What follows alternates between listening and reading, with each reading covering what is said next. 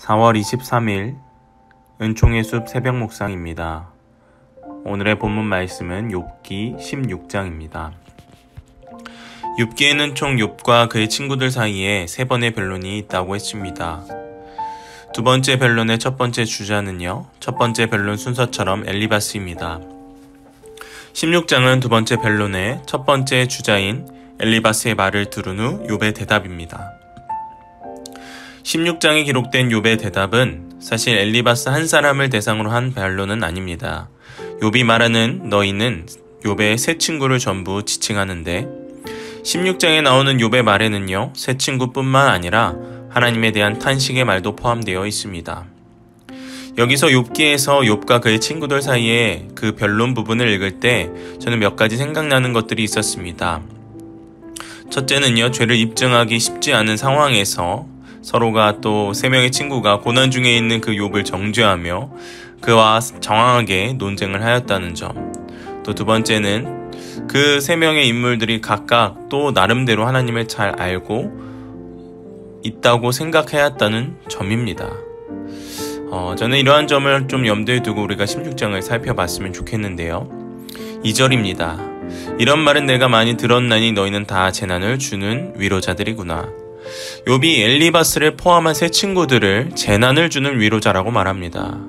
여러분, 사실 위로자라는 단어를 쓸 때 또 진정한 위로자는 재난을 주지 않습니다. 욥이 친구들로부터 받고 있는 재난은 물리적이고 육체적인 것이 아닌 그들이 하는 말로 받는 재난이었습니다. 욥은 그들로부터 상처받은 심정을 계속해서 이야기하고 있습니다. 3절, 4절, 5절에 보면요, 그들의 말이 헛되고 말로 자신을 치고 내가 너 입장이었다면 상대에게 힘을 주고 위로하며 근심을 풀어주었을 것이라고 말합니다. 욥은 또 친구들만의 문제로 고민하지 않았습니다. 또 6절에 보면 말을 해도 근심이 풀리지 않고 침묵해도 아픔이 줄어들지 않을 것이라고 말합니다. 그러니까 이러지도 저러지도 못한 상황에서 욥은 자신이 무엇이라도 말을 하는 것이 내가 침묵하는 것보다 조금이나마 더 낫다는 판단으로 말을 이어갑니다. 7절에 보면요, 이제 주께서 나를 피로하게 하시고 나의 온 집안을 패망하게 하셨나이다. 자신을 이제 공격하는 친구들에 대한 말에서 이제는 어떻게 이어집니까? 하나님을 향한 탄식의 말로 이어집니다.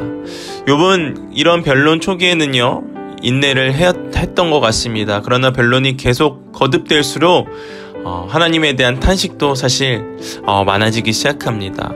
자신을 이렇게 피로하게 하고 우리의 온 집안을 패망하게 하신 분이 주님임을 말합니다. 또 8절 9절에 보면요, 자신을 식물처럼 시들게 하셨고 주님께서 자신을 찢고 적대시하고 이를 갈고 원수가 되어 날카로운 눈치로 보신다라고 말합니다. 어떻게 보면 이러한 표현을 그냥 이 표현 자체로만 보면 욥이 이제 하나님에 대한 불신이 있나?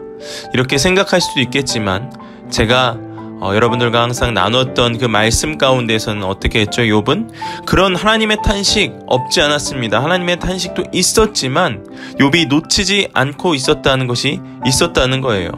우리가 욥기 1장에서 봤듯이 주시니도 여호와시고 거두시니도 여호와시고, 욥기 2장에 보면 하나님께 복받았으니 화도 받는 것이 당연하지 않느냐, 이러면서 늘 1장 2장 뿐만 아니라 제가 이전에 여러분들과 나눴던 12장에서도 그랬고요, 하나님에 대한 끈은 끝까지 놓지 않았습니다. 물론 욥도 인간이기에 너무 괴로움 가운데서 하나님을 탄식한 적이 있었지만 하나님의 섭리 안에 일어난 것은 심경의 변화는 없었다는 것이죠. 그러니까 하나님께 탄식하는 것을 바라봤을 때에 이것이 물론 하나님의 섭리하에 일어나고 있지만 어떻다는 거예요? 너무나 괴롭다는 거예요. 마치 하나님께서 자신을 식물처럼 시들게 하셨고 자신을 찢으셨고 마치 적대자나 원수가 나에게 행할 것처럼 하나님께서 하셨다는 것을 탄식하고 있는 것이죠.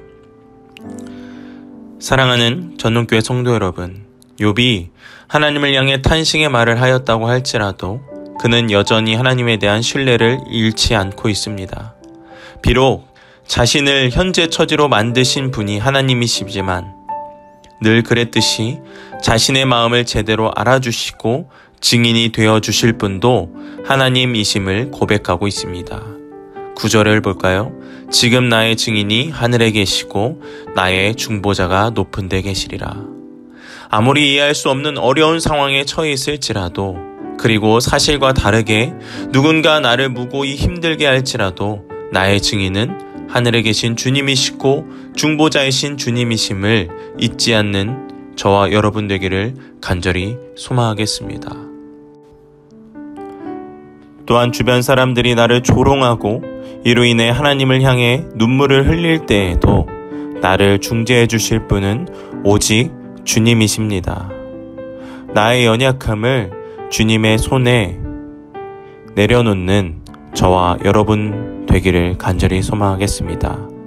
나의 연약함이 주님의 손에 들려진다면 그 연약함이 연약함으로 끝나는 것이 아니라 하나님의 동행함으로, 하나님의 함께하심으로 그 연약함마저 강함으로 바꾸시는 그 하나님을 붙잡는 저와 여러분 되기를 간절히 소망하겠습니다.